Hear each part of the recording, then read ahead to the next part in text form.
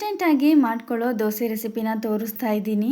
ನಾವು ದೋಸೆನ ಮಾಡೋದಕ್ಕೆ ಹಿಂದಿನ ದಿನವೇ ಅಕ್ಕಿ ನೆನೆಸ್ಬೇಕು ಅಂತ ಏನಿಲ್ಲ, ಹಿಂದಿನ ದಿನವೇ ರುಬ್ಬಿ ಇಡಬೇಕು ಅಂತಲೂ ಏನಿಲ್ಲ. ಇನ್ಸ್ಟೆಂಟಾಗಿ ಮಾಡ್ಕೊಳ್ಳೋ ಅಂಥ ದೋಸೆ.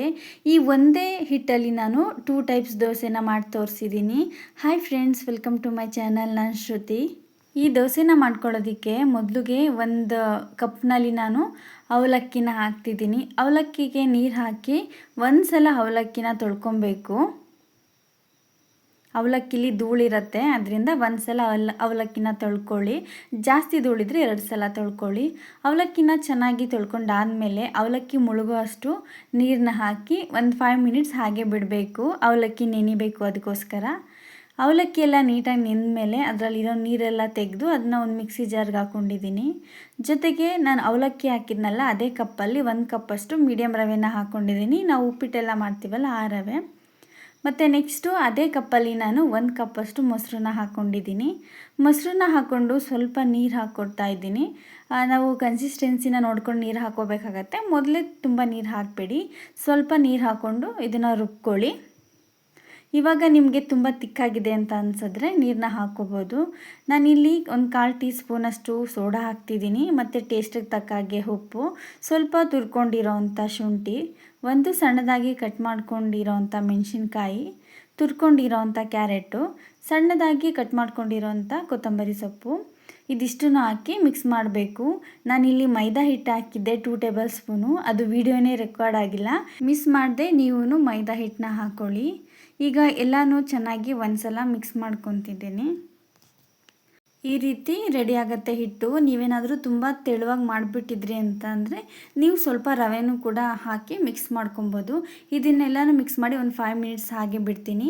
5 ಮಿನಿಟ್ಸ್ ಆಗಿದೆ. ಈಗ ತವನ ಬಿಸಿ ಮಾಡಿಕೊಂಡು ಮೇಲೆ ಸ್ವಲ್ಪ ನೀರನ್ನ ಚಿಮಿಕ್ಸಿ ಈಗ ದೋಸೆನ ಹಾಕ್ತಾಯಿದ್ದೀನಿ. ನಾನಿಲ್ಲಿ ಮೊದಲಿಗೆ ಸಾಫ್ಟಾಗಿರೋಂಥ ದೋಸೆನ ಹಾಕ್ತಾಯಿದ್ದೀನಿ. ಫ್ರೆಂಡ್ಸ್, ನೀವೇನಾದರೂ ಫಸ್ಟ್ ಟೈಮ್ ನನ್ನ ಚಾನಲ್ನ ನೋಡ್ತಾ ಇದ್ದರೆ ಸಬ್ಸ್ಕ್ರೈಬ್ ಮಾಡ್ಕೊಳ್ಳಿ. ನಾನು ಇದೇ ರೀತಿ ನಿಮಗೆ ಹೆಚ್ಚು ರೆಸಿಪೀಸ್ನ ಮಾಡ್ತಾಯಿರ್ತೀನಿ. ಈಗ ದೋಸೆ ಎಲ್ಲ ಸ್ವಲ್ಪ ಬೆಂದಿದೆ ಅನ್ನುವಾಗ ನಾನು ಇದಕ್ಕೆ ಎಣ್ಣೆ ಹಾಕ್ಕೊತಿದ್ದೀನಿ. ನೀವು ಬೇಕಿದ್ದರೆ ತುಪ್ಪನೂ ಹಾಕ್ಕೋಬೋದು, ಬೆಣ್ಣೆನೂ ಹಾಕ್ಕೋಬೋದು. ಈಗ ಒಂದು ಸೈಡ್ ಬೆಂದಿದೆ, ನಾನೀಗ ಇದನ್ನು ಉಲ್ಟಾ ಮಾಡ್ಕೊಂಡು ಬೇಯಿಸ್ಕೊತೀನಿ.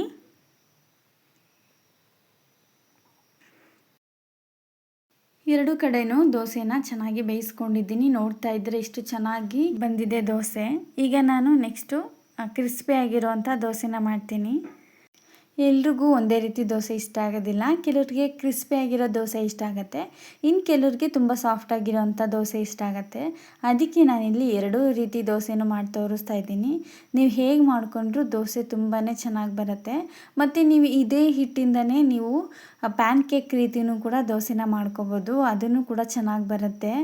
ಒಂದು ಸೈಡು ನೀಟಾಗಿ ಬೆಂದಿದೆ ಕ್ರಿಸ್ಪಿಯಾಗಿ. ಈಗ ಉಲ್ಟಾ ಮಾಡಿಕೊಂಡು ಮತ್ತೆ ಇನ್ನೊಂದು ಸೈಡು ಬೇಯಿಸ್ಕೊತೀನಿ.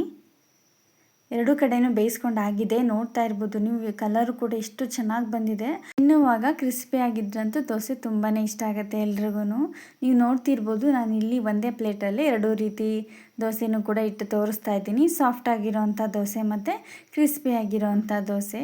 ನಾನು ಈ 2 ದೋಸೆಗೆ ನಾನು ಕಾಯಿ ಚಟ್ನಿನ ಮಾಡ್ಕೊಂಡಿದ್ದೆ. ನೀವು ಇದಕ್ಕೆ ಶೇಂಗಾ ಚಟ್ನಿ, ಟೊಮೊಟೊ ಚಟ್ನಿ ಅಥವಾ ಚಟ್ನಿ ಪುಡಿ ಯಾವುದ್ರಲ್ಲಾದರೂ ತಿನ್ಬೋದು. ಯಾವುದ್ರಲ್ಲಿ ತಿಂದ್ರೂ ಟೇಸ್ಟು ಚೆನ್ನಾಗಿರುತ್ತೆ.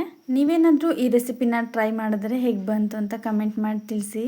ಇಷ್ಟ ಆದರೆ ಲೈಕ್ ಮಾಡಿ, ಸಬ್ಸ್ಕ್ರೈಬ್ ಮಾಡ್ಕೊಳ್ಳಿ. Thank you for watching.